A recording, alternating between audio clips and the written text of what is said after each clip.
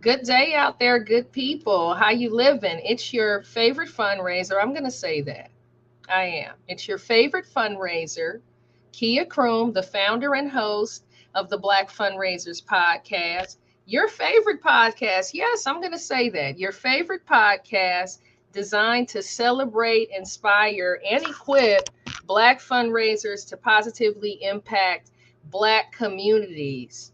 Y'all, can you believe it's been 12 months since I had my lovely guest on here, who I'm so delighted to introduce, to talk to you about Black Philanthropy Month. And here we are, another lap around the sun. It's Black Philanthropy Month 2023, and we are all about it. And it is my honor and privilege to introduce you to a lady, or to present rather, because she's really a lady who needs no introduction for the wonderful work that she's been doing behind this movement and to resource organizations run by and benefiting communities of color, people of color led nonprofits. She has been a champion for equity and inclusion in this space. I'm not going to go on without further ado. It's my delight to present Dr. Jacqueline Bouvier Copeland. Welcome, Dr. Jackie. Thank you so much. I'm happy to be here with you again and celebrating yet another Global Black Philanthropy Month.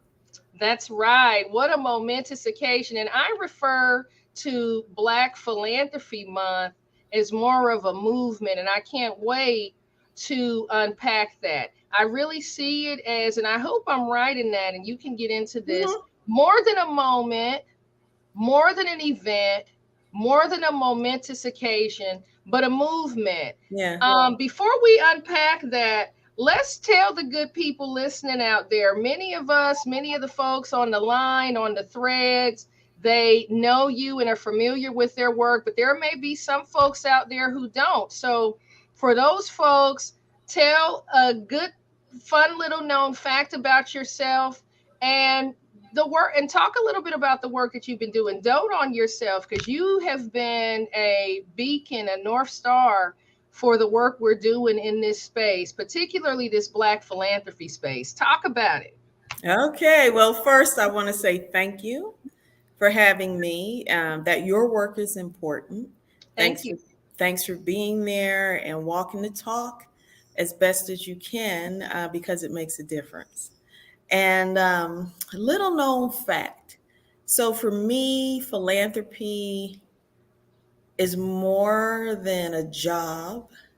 It's more than movement, money. It has always been about love of humanity and making it real in every way possible. And because of that, I try to give everything I can. So it may be a little known fact that I am a songwriter and a vocalist, and I have been all my life, even though that's not the career track I chose. I have family circumstances that prevented me from being in that career in that space.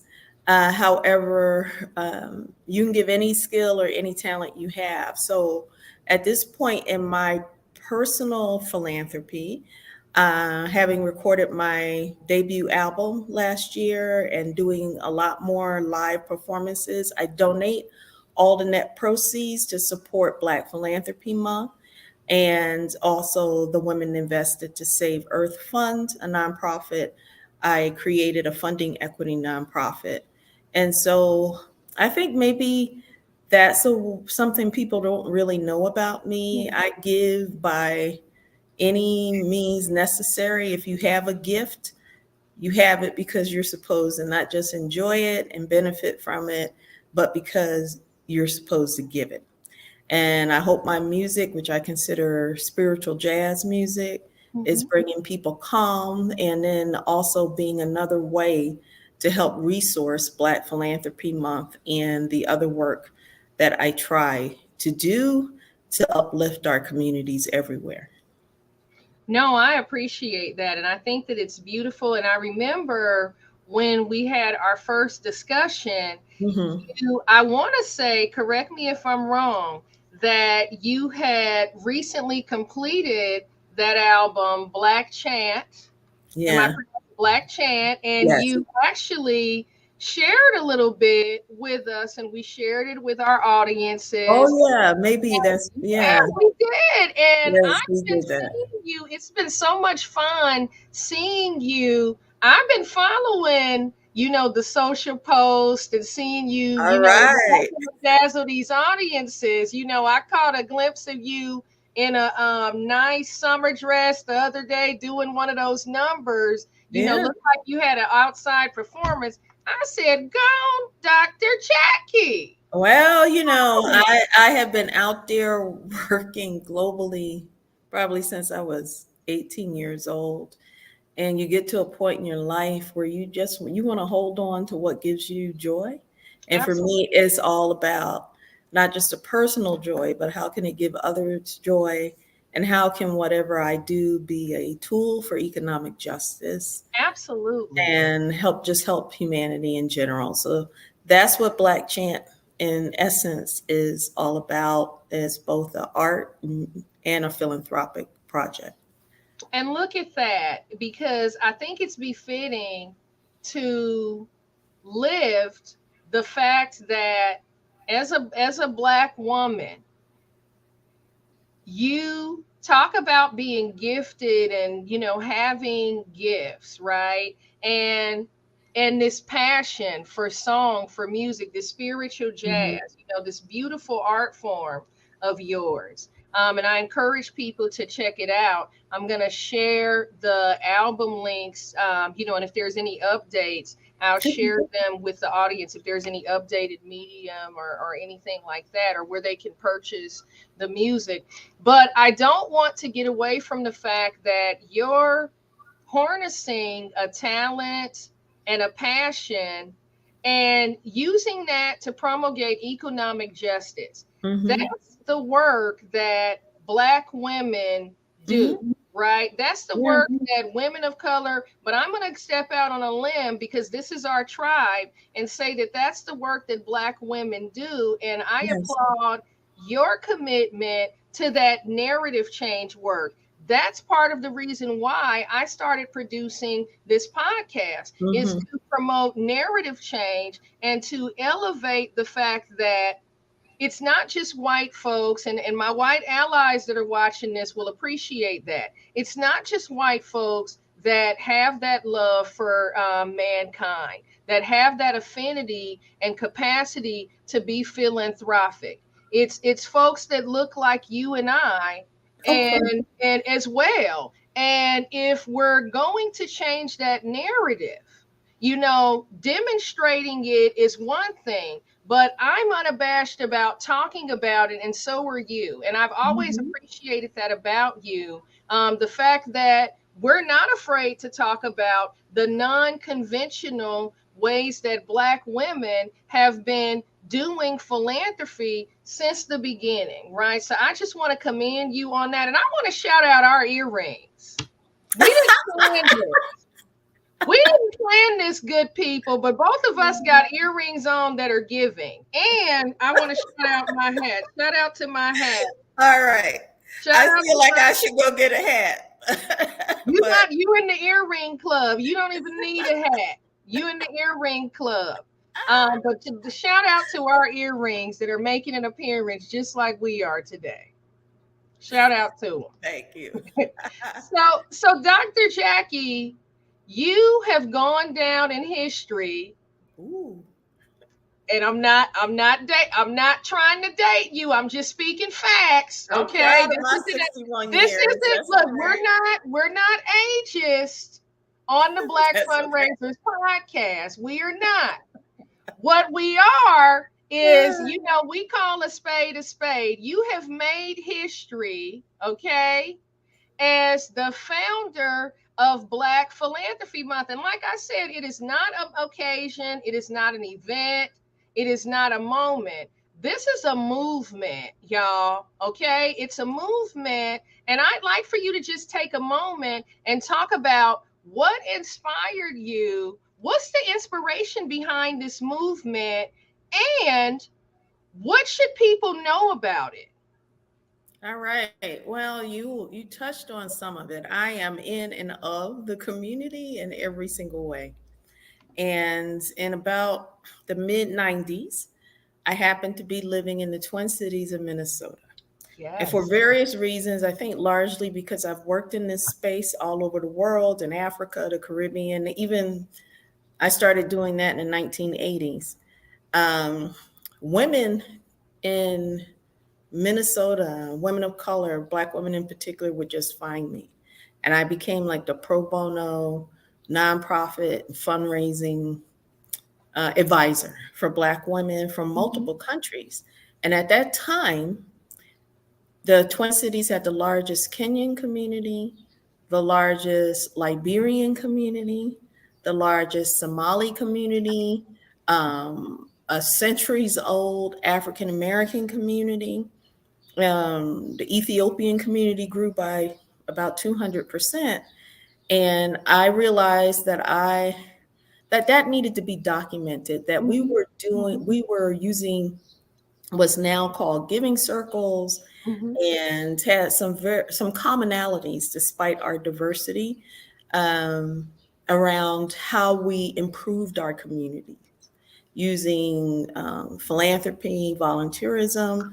But most of us didn't see ourselves as philanthropists, even though it has been documented year over year over year that Afro descendant people, Black people, give a higher percentage of their income, at least in the United States. And I'd say this is true in many other countries. We give a higher percentage of our income in philanthropy compared to other ethnicities. It is part of our DNA, it is part of our culture. And so helping them inspired me to let the world know about it and to let us know about it, that at the backdrop of every historical movement, advance we made, from the African liberation movements to the Underground Railroad, there was Black philanthropy, and Black philanthropy led by women, even though we are often invisible in our own community's history, and certainly the broader community's history of philanthropy. I was also working in philanthropy. I've always been either doing philanthropy personally, or working as an executive or consultant in philanthropy, and let's just say social investment, because that's Okay. also ventured into business funding. Because I mean, for economic justice, you just can't expect philanthropy to be the source of it, although it's critical. And so, long story short, I created something called the Pan African Women's Philanthropy Network, and continued to work with these women in a coalition that expanded beyond the Twin Cities as people found out about it and wanted to exchange stories and techniques of fundraising that were making a difference in their community. And that network included women from 30 different countries, Black women and some allies, but mostly Black women. And so I was also working in philanthropy, and frankly was just tired of hearing those not in our community saying that Black people don't give. I mean, Black giving is a cultural universal, just like the family is, or um, various aspects of culture. To say that we don't give is a testament to total ignorance of Black history, whether we call it philanthropy or something else. It's just like family structures have different names, but it doesn't mean it's not a family. It's just called something different or structured differently in different societies and at different historical periods. And so the basic purpose of Black philanthropy is to educate a diverse public about the history, culture, and impact of our giving worldwide. It has been a global effort from day one, back in 2001, when the Pan African Women's Philanthropy Network was formed, now called Reunity. Okay. Secondly, we want to celebrate that giving as a source of power, mutual support, and hope. No matter what crisis is happening in our community, whether it was transatlantic or trans-Saharan or Indian Ocean slave trades, whether it was the challenges we see today, where I feel like our community is rolling back at least 100 years with the resurgence of in your face, it's patriotic racism. That's what I see it as, is almost for many sectors, at least in the US, being anti-Black is seen as being patriotic. Right. And that's a bad place for our country It to be. is. So, what our philanthropy says, and let's just call it giving, is that it doesn't, whatever is happening in the world, we have this secret weapon. We have this secret weapon of our own time, talent, treasure, voice, and more that shape history, can impact our present, and we need to work across our own diversity to amplify our voices and our power for human rights and justice in all forms. And especially with COVID, and there was this moment in 2020 where the world seemed to recognize that it has been economically unjust to Black communities. I mean, if you think about slavery and colonialism, it was an economic injustice with a really long shelf life that meant that we didn't have fair access to capital, whether it was philanthropic capital or business capital. And so as a result, we have expanded to look not just at philanthropy, but to try and call all foreign capital institutions to account, to be fair in their Mm, funding of Black communities. Because whether you're looking at any part of the world or any form of capital, philanthropic, business cap investments, we are getting only 1 to 2% of that, and yeah. and often less. And Yeah. so, and that is when we are fully qualified Yeah. compared to our other peers, and it's even worse for women and queer people from our community. And so we can get into this later, but we have made that an important part of our platform beyond August, which is to Okay. call for across the board funding equity. So a couple of things you shared that I want to react to. This 1 to 2% of resources that tend to be deployed to organizations, and I don't know, I mean, if that includes feminist organizations or organizations that are led by women of color, right? You know, that 1 to 2%. If that's just organizations led by people of color, it's probably even less of a margin than that when you think about feminist led organizations. You know what's interesting to me about this whole, what do I want to call this? This misalignment or this view that philanthropy, we know that philanthropy is rooted in Western philanthropy is rooted in patriarchy, right? But when I think about philanthropy, the examples that I've had of Black people giving, right? We weren't necessarily giving out of assets or out of an abundance of resources. We were really giving out of money and resources that we didn't necessarily have. You know, I think about the young people in my family that are college bound. I've got a college bound student in my house right now, you know, that's getting ready to go to school, right? graduated from high school a few weeks ago. I can't tell you how many $20 and $50, folks in the family gave, that regardless of whether they're on a fixed income or not, they wanted to sow into his journey.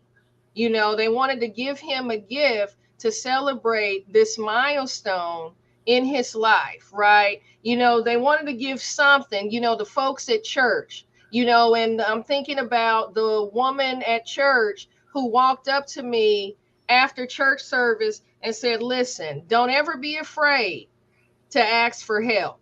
She said, I don't care if it's $10. Sometimes $10 will go a long way. And I remember being a college student and wishing I had $10 to go to Kentucky Fried Chicken on certain days, right? To get a break from, the calf, eating out of the calf every day. What am I saying? What I'm saying is the good and benevolent folks that I know and that I'm related to, we weren't always given out of our wealth or out of our net assets. We were giving out of resources that were essential to our survival, which I think is the ultimate an ultimate sacrifice that you could make. In the spirit of supporting what you think is a worthwhile cause, whether that's a young person that's college bound in your family, whether that's a young woman or a young man that's starting a business venture. I'm reminded of, brothers that came home that are systems impacted, person that might have bought that vacuum cleaner to help the brother get his cleaning enterprise off the ground, or janitorial enterprise, or helped buy lawn mowers so that a brother could start a lawn care company. We give out of means. And Yeah, we're not we afraid give by to we give by any means necessary. And what you described is what Black philanthropy is. And the reason it's so important to state that. Also, I will say sometimes on the one hand, I used to get frustrated. It's like, why do we need to repeat this message? Don't the research has been done? Don't people get it already? Black people give. Simple. We give a lot. We're really serious about it. However, every generation needs to repeat that. Every generation needs to organize the giving and celebrate it in its own way. And Black philanthropy has been there. Philanthropy Month has been there to support it. So it really, to me, it's not a matter of how much you give, because small amounts over millions and millions of people over years and generations make a huge difference. That is essentially why you and I were able to get educated, largely live where we want to live, and our children will still have more access to opportunity than us. That's what we're hoping for. That's what we're working for. So Black giving has made a huge difference. It has shaped the history of the United States and the world. And in fact, we can say, oh, well, I can only give 20, I can only give $50, etc.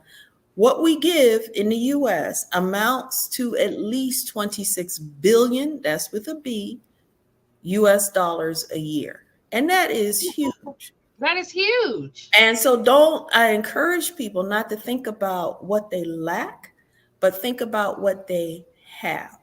There are people in our network who give sweet potato pies, who give haircuts. Listen, won't we barter some stuff? Fish. Won't we do some in kind? And we turn that into money. And we do. I'm saying. Absolutely do. So Black philanthropy is an act of economic ingenuity, innovation. That's not just survival. It is how our people have thrived, and we have crafted opportunity in a history that was designed to prevent us from having those opportunities. So to me, it is an amazing fact-based counter to all the claims that try to make us seem like we're the supplicants of the world, that we don't help ourselves, that we're whiners, that we don't contribute. And so it's so important for all young people to know about the history of our giving, to get socialized into it, to continue and to grow the legacy, to be proud of it, and to recognize that we have agency through our giving. We are not victims in any way of whatever crisis or injustice is happening. All you have to do is join with some other people who do not like what's happening and do some change work with whatever time, talent, treasure, voice you have in your own backyard, and realize that there are billions of Black people doing the same thing every single day. Black Philanthropy Month helps us find each other.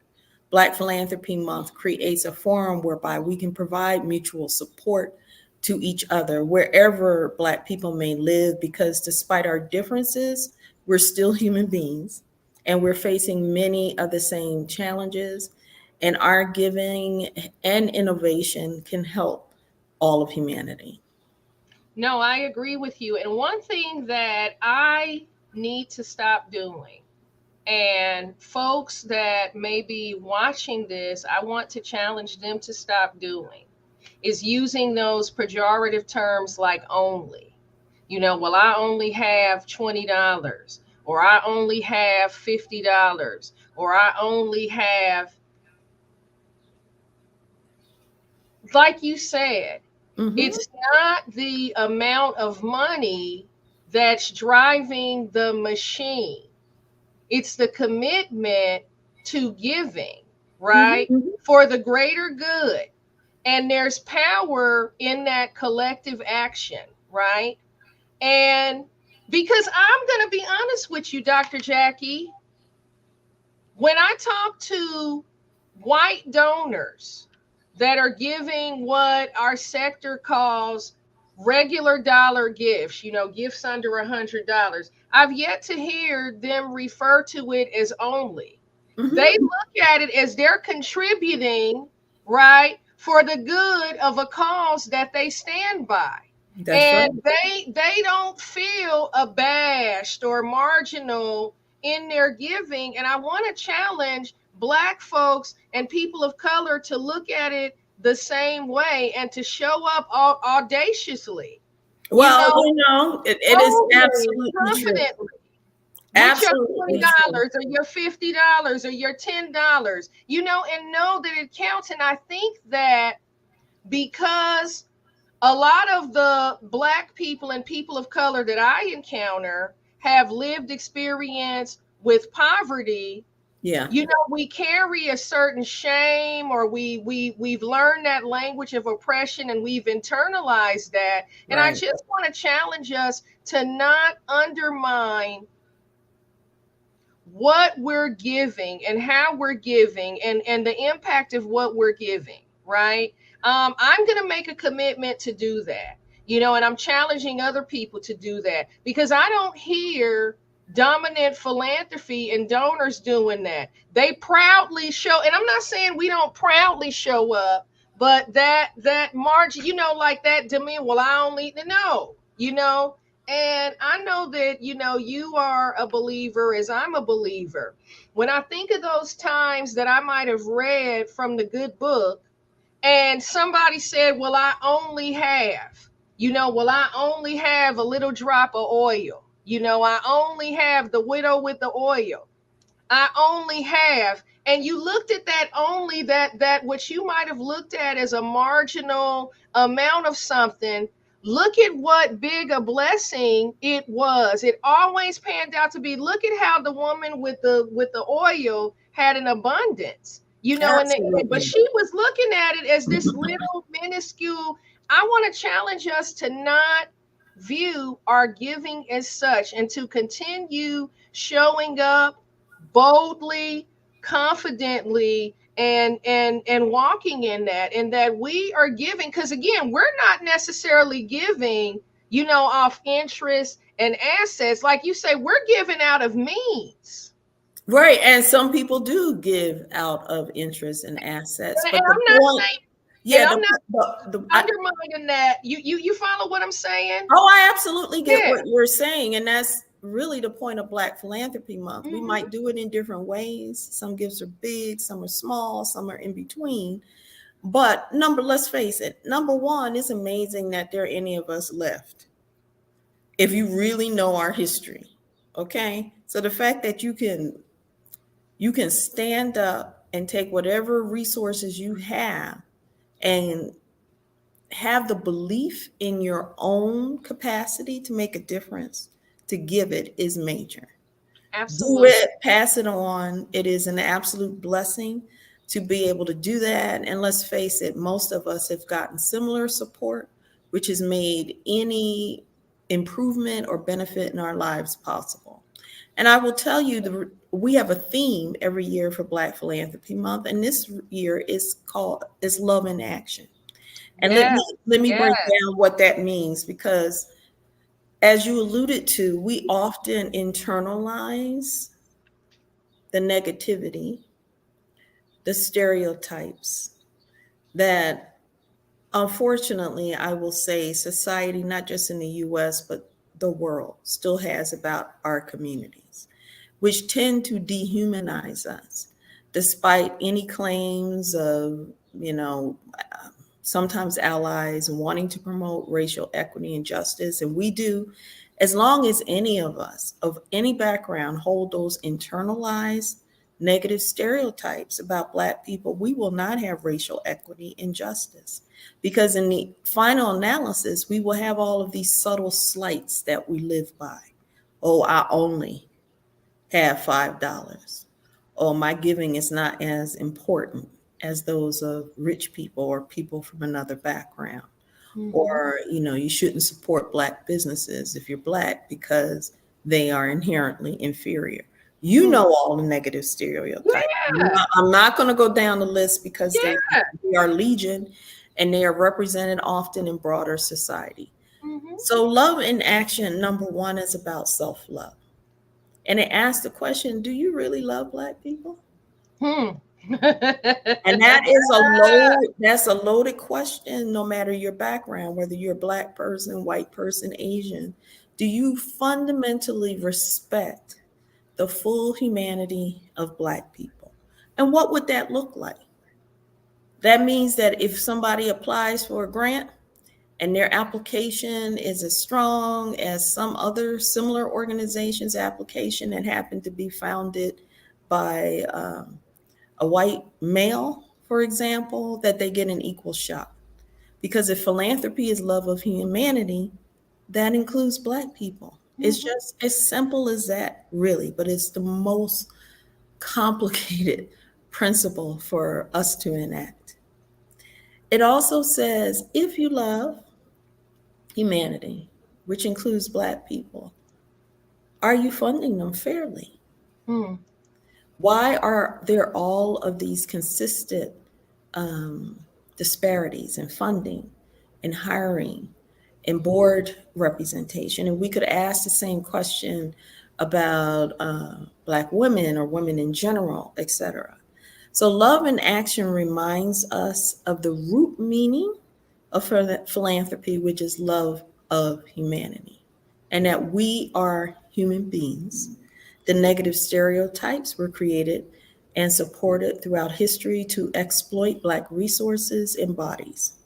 And so if you are not, if you don't approve of that antiquated, primitive agenda, let's pay it forward in love, which looks like equity, which Mm. looks like simply treating people right, which looks like if you're a Black person, you do not have, you try to deal with your classism. You try to deal with your regional biases. We try to deal with issues of maybe one ethnic group, Black ethnic group, thinking is better than another. Mm. You recognize that we make progress when we work as a collective. Absolutely. We recognize that philanthropy, if it's about love of community, that your giving is not necessarily better or more important because you happen to work at a foundation or be a foundation professional. Because I would bet that there was some older woman organizing some fundraiser, either through church Yeah. or Talk some about it. other means to pay your college tuition, or in Kenya, organizing a Harambee, so that you could go to primary school even and pay for books and your uniform. That love of humanity implicitly means we're all equal and we're all worthy. So I encourage all of the listeners to think about, how am I going to make love for humanity real, including Black people? Come up Mm, with your own agenda. We have some ideas. One idea is that we have these 10 global Black funding principles. yes, talk And we about have it. foundations, we have venture funders, we have others who've adopted them as their funding guidelines, their funding principles. So I want everyone, and I'll share a link with you I'll to, share it with the audience. yeah, because I think that's a way of helping to make love for humanity, including Black people, real, and start enacting funding equity. Because as long as we don't have equal access to capital, we cannot have justice. No, I agree. I'm going to share the funding equity principles, right? So that, folks can take a look at that. I mean, and I know that you all had clarified those some time ago, at least a few years ago. They are unchanged, as there's been marginal progress depending on who you ask. Some people That's say right. there's been some progress. It perhaps it has, right? Mhm. But it's been negligible, and we've got a ways to go, right? So I'm Yeah. definitely going to share that. And before we come to a close, I'd like for you to give us a little teaser. What's in store for Black Philanthropy Month 2023? Yeah. Well, we've become, as you mentioned, this movement. And so we established a theme from Black Philanthropy Month Central. We provide resources, but we have almost 20 million people, I may have mentioned, who celebrated this over 60 countries. And more people, more countries celebrated than recognized Black History Month. So it's really a big deal. And so we will have a special event with Brazil.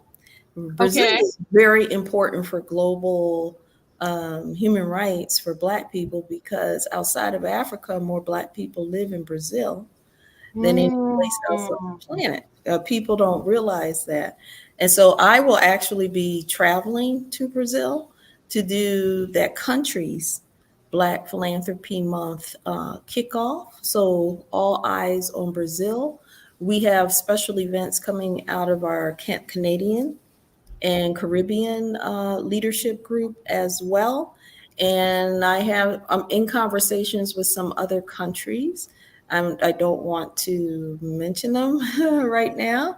I encourage everyone to go to the blackphilanthropymonth.com website and use the template that we have to encourage your local government, your regional government, national government, or your global multilateral organization to establish a proclamation that makes every August Black Philanthropy Month. Okay. That has been an important mechanism since Black Philanthropy Month was officially launched in 2011 to expand the movement, get more eyes on equity, and making it real.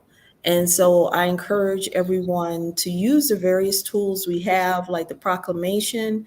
We have a community participation guide that includes a whole range of activities that you could organize, and no matter who you are, where you are, to grow the movement and publicize the giving that we do.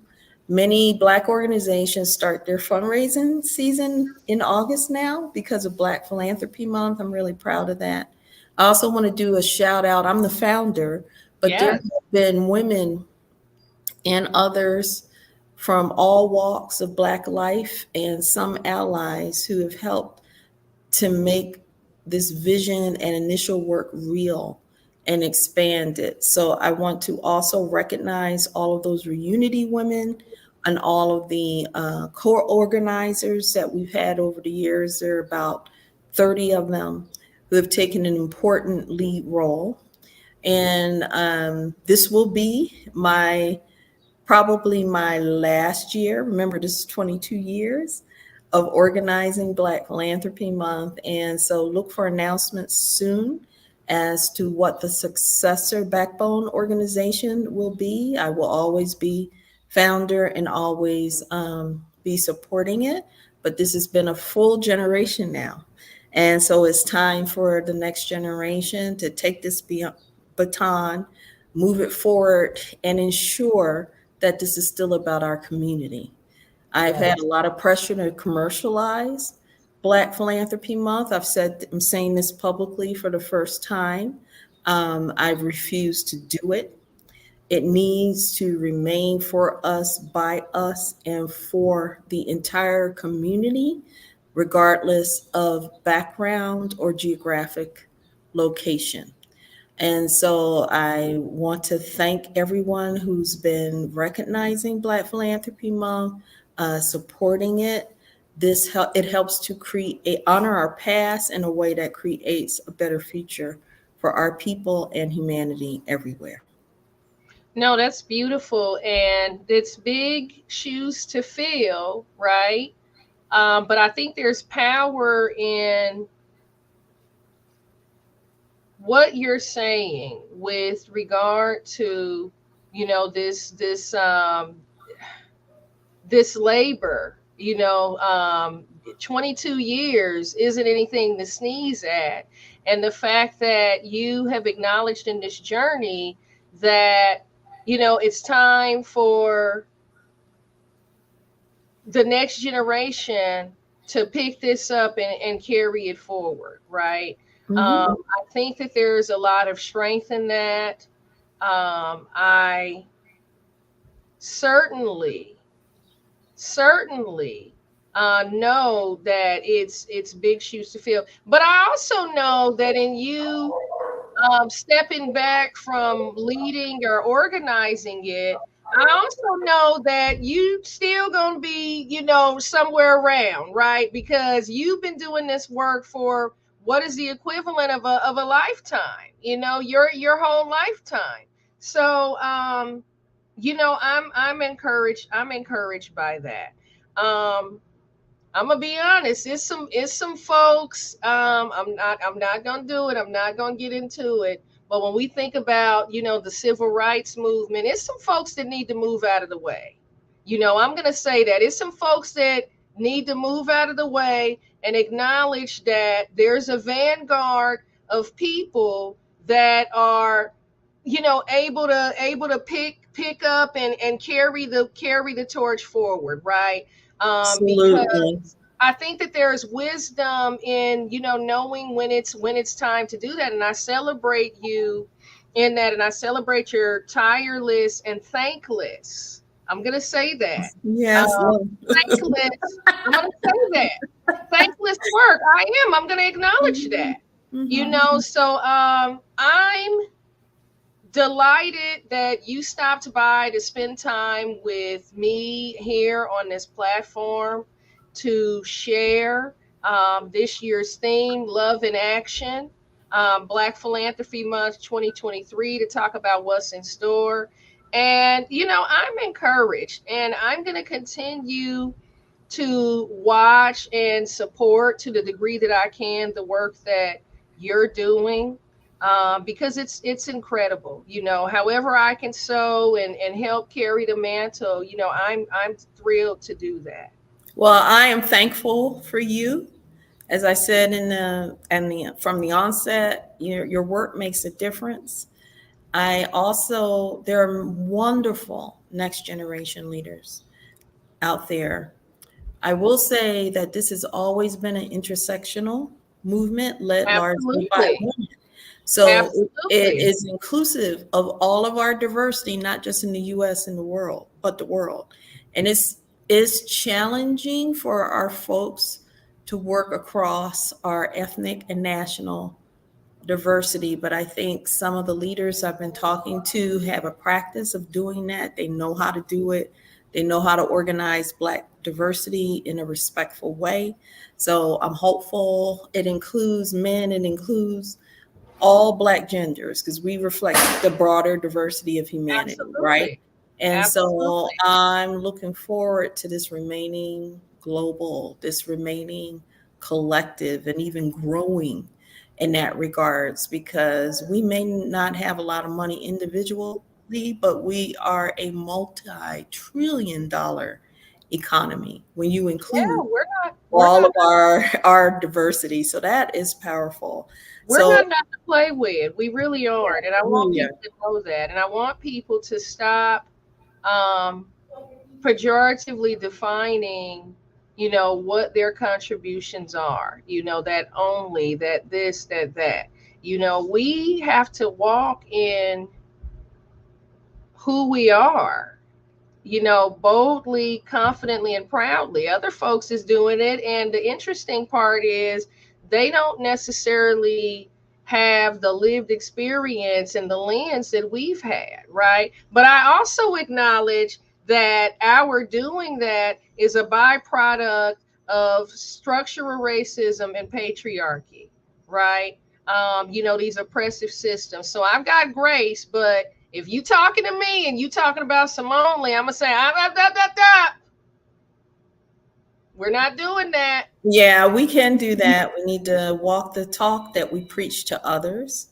And I believe that this can be an transnational, inclusive Absolutely. economic force. And I am looking forward to how the next generation crafts Black Philanthropy Month in a way that deals with the comeback of boldly oppressive policies and systems.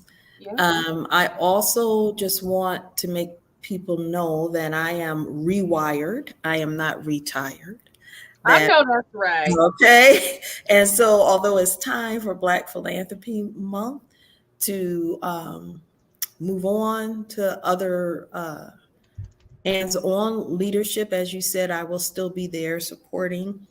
Also, the Women Invested to Save Earth Fund is supporting women and people of color climate tech entrepreneurs across the world, from Africa and Australia to Brazil and South Africa. And so keep an eye out for some very Yeah. innovative blended finance tools we're using to be a model for how we can grow capital for our underfunded innovators who will not only help save our communities, but the entire world and planet. Yeah. So I'm just looking forward to this next phase for myself and hoping to be able to walk that talk of grace, wellness, power, and impact that leaves a lasting legacy for our communities and humanity. Thanks for having me. No, thank you for stopping by. Got to give you your flowers. Okay. Got to give you your I'll flowers. take it. I'll take it. Give you your flowers. So good people listening, count on me to share the resources that Dr. Copeland um, recommended that we take a look at, that we, um, the funding equity principles, the toolkit or resources. I'm going to share that with the audience, with you good people out there. And until next week, stay tuned, stay down, and keep your head up.